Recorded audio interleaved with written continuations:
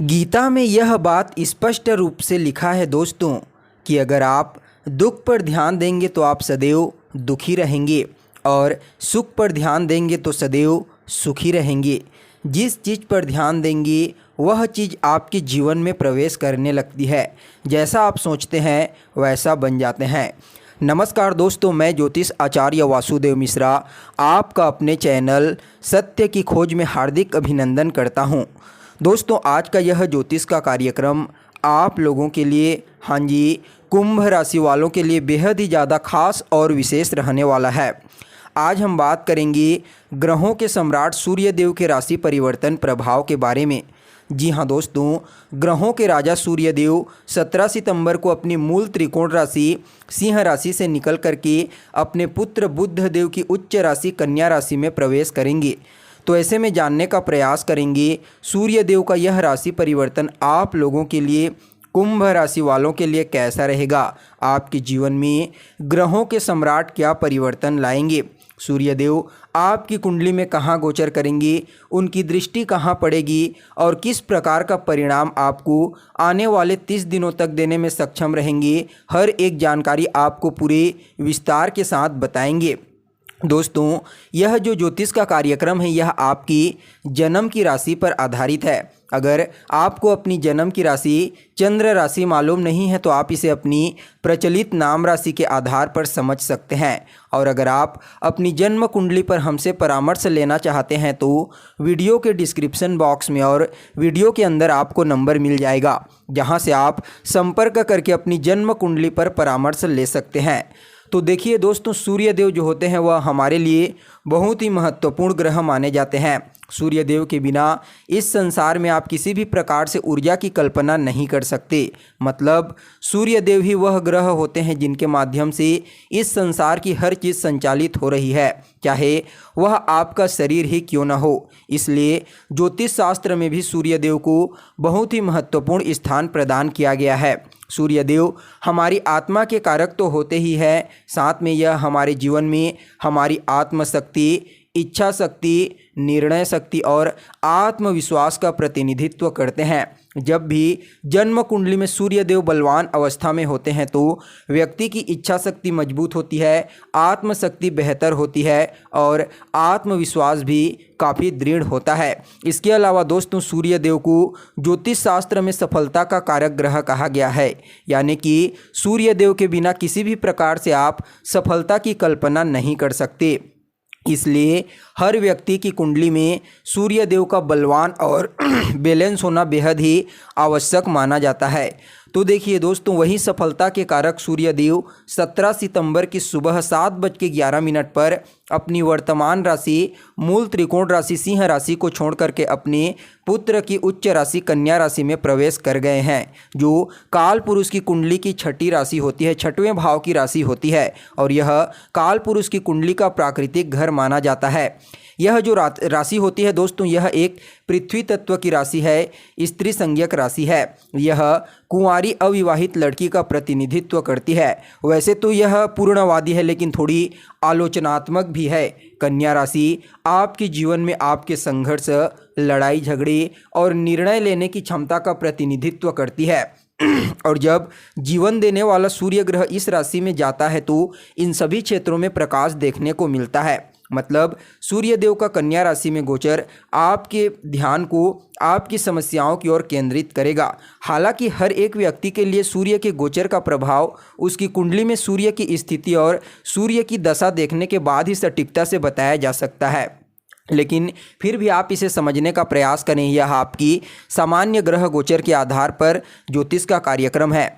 तो देखिए दोस्तों, सूर्य देव जो होते हैं वह आप लोगों के लिए, यानी कि कुंभ राशि वालों के लिए आपके सप्तम भाव के अधिपति बनते हैं और इस समय आपके सप्तम भाव के अधिपति बन करके आपके अष्टम भाव में गोचर करेंगे और अपनी सप्तम दृष्टि से आपके दूसरे भाव को दृष्टिगोचर करेंगे। तो ऐसे में दोस्तों, सूर्य देव के इस गोचर काल का विश्लेषण करके आप लोगों के लिए 3 महत्वपूर्ण भविष्यवाणी तैयार की गई है, जिनमें पहली महत्वपूर्ण भविष्यवाणी आपके सप्तम भाव से संबंधित है। तो देखिए दोस्तों, जो सप्तम स्थान होता है वह मुख्य रूप से आपके वैवाहिक जीवन का होता है।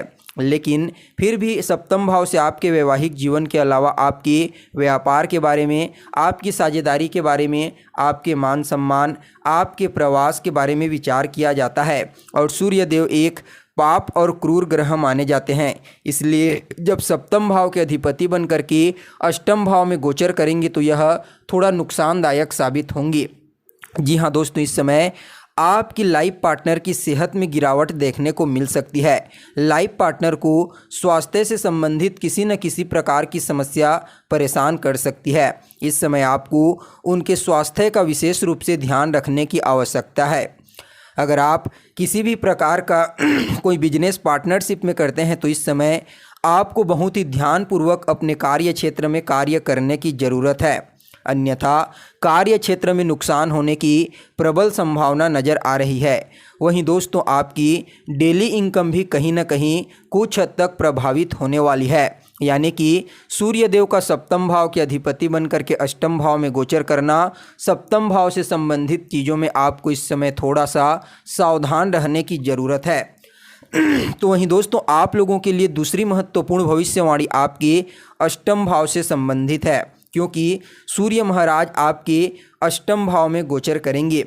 और दोस्तों, जो अष्टम भाव होता है वह पहले भी आपको बताया जा चुका है, आपकी बाधाओं का होता है, आपकी परेशानियों का होता है, चुनौतियों का होता है। आपके जीवन में जो भी रुकावटें आती है उन सभी चीज़ों का विचार आपके अष्टम भाव से किया जाता है। तो दोस्तों, सूर्य महाराज इस समय अपने मित्र की राशि में अष्टम भाव में गोचर करेंगे। तो इस समय अष्टम भाव में वैसे तो सूर्यदेव को किसी भी प्रकार से खराब नहीं माना जाता, इसलिए सूर्यदेव इस समय आपको अपने जीवन की सभी प्रकार की परेशानियों से, चुनौतियों से, रुकावटों से बाहर निकालने का प्रयास करेंगे। और दोस्तों, इस समय आपके लिए एक सकारात्मक पक्ष यह भी रहने वाला है कि आप उदासीन होकर के अध्यात्म की तरफ चले जाएंगे, यानी कि सूर्य महाराज अपने इस गोचर काल के दौरान आपका मन धार्मिक क्रियाकलाप में ज़्यादा लगाएंगे। इस समय तंत्र मंत्र से संबंधित चीज़ों में आपका झुकाव देखने को मिल सकता है। सूर्यदेव इस समय अष्टम भाव में अपने मित्र की राशि में गोचर कर रहे हैं, इसलिए लॉटरी सट्टा से नुकसान तो नहीं होगा, लेकिन फिर भी आपको उन क्षेत्रों में लालच करने से बचना चाहिए, अन्यथा आप काम को कम करेंगे और उन चीज़ों पर ज़्यादा ध्यान देंगे। इसलिए दोस्तों, इन चीज़ों से दूर ही रहें तो आपके लिए बेहतर रहने वाला है। तो वहीं दोस्तों, आप लोगों के लिए अंतिम और तीसरी महत्वपूर्ण भविष्यवाणी आपकी दूसरे भाव से संबंधित है, क्योंकि इस समय अष्टम भाव में गोचर करते हुए सूर्य की सप्तम दृष्टि आपके दूसरे भाव पर पड़ेगी। तो ऐसे में दोस्तों, इस समय सूर्य महाराज आपको आपके दूसरे भाव से संबंधित परिणाम भी प्रदान करेंगे। तो देखिए, जो दोस्तों जो दूसरा स्थान होता है वह आपकी वाणी का होता है, आपके जीवन में आपके संचित धन का होता है, आपके कुटुंब परिवार का होता है। कहीं न कहीं दूसरा स्थान ही आपकी पैतृक संपत्ति का होता है। इसके अलावा आपके प्राथमिक शिक्षा के बारे में भी द्वितीय भाव से ही विचार किया जाता है। और सूर्य देव का दूसरे स्थान पर दृष्टि पड़ना मतलब आपकी वाणी में उग्रता आ जाएगी।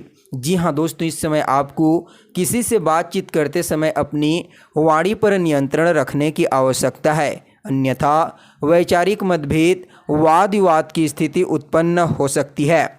इसके अलावा दोस्तों, इस समय आपके परिवार के लोगों के साथ, कुटुंबजनों के साथ भी आप वैचारिक मतभेद या फिर वाद विवाद कर सकते हैं। इसलिए हर समयावधि में इस समय आपको अपनी वाणी पर नियंत्रण रखने की आवश्यकता है। तो वहीं दोस्तों, क्योंकि सूर्य देव जो होते हैं वह जहाँ दृष्टि डालते हैं उस भाव से संबंधित रिश्तों में विच्छेद कर देते हैं, और दूसरा भाव आपके कुटुंब परिवार का होता है, इसलिए इस समय आपके रिश्तों में थोड़ा विच्छेदात्मक दृष्टि डाल करके सकारात्मक नहीं बल्कि नकारात्मक परिणाम प्रदान करेंगे। इसलिए थोड़ा सा आपको सावधानी बरतने की ज़रूरत है। लेकिन दोस्तों, जो दूसरा स्थान होता है वह आपके पैतृक संपत्ति का होता है, आपके संचित धन का होता है। तो ऐसे में सूर्य महाराज की कृपा से इस समय आपको पैतृक संपत्ति से लाभ की प्राप्ति होगी। इस समय आप धन संचित कर पाने में सफल रहेंगे और पैतृक संपत्ति के द्वारा ही आपको अपने जीवन में तरक्की देखने को मिलेगी। और जो दूसरा स्थान होता है दोस्तों वह आपके मुख का स्थान होता है। और जब दूसरे स्थान पर पाप प्रभाव पड़ता है तो ऐसे में मुख से संबंधित समस्याएं होती है। इसलिए इस समय दांत मसूड़ों से संबंधित समस्या आपको परेशान कर सकती है। इसलिए दोस्तों अपने खान पान पर विशेष रूप से आपको ध्यान देने की ज़रूरत है, अन्यथा मुख से संबंधित समस्या आपको परेशान कर सकती है। और दोस्तों जो दूसरा स्थान होता है वह कहीं ना कहीं देवगुरु बृहस्पति के प्रभाव में भी आता है और इस समय देवगुरु बृहस्पति चांडाल दोष से पीड़ित हैं। इसलिए आपको विशेष रूप से अपने खान पान पर ध्यान देने की ज़रूरत है। कुल मिलाकर के देखा जाए तो 50-50% आपके लिए सूर्य महाराज का यह गोचर काल रहेगा। कुछ सावधानी बरतनी है तो कुछ क्षेत्रों में आपको लाभ के अवसर प्राप्त होंगे। तो वहीं दोस्तों सूर्य देव की इस गोचर काल को बेहतर बनाने के लिए कुछ उपाय भी आपको नियमित रूप से करना चाहिए। तो सूर्य देव के बीज मंत्र ओम घृणी सूर्याय नमः इसका रोजाना 108 बार सूर्योदय के पश्चात करें।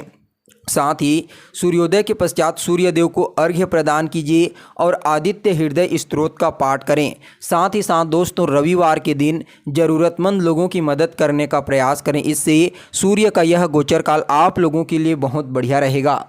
तो दोस्तों कैसी लगी आपको जानकारी कमेंट कीजिए, लाइक कीजिए और बने रहिएगा हमारे साथ। फिर मिलते हैं एक नए और ताज़ा एपिसोड में, तब तक के लिए नमस्कार।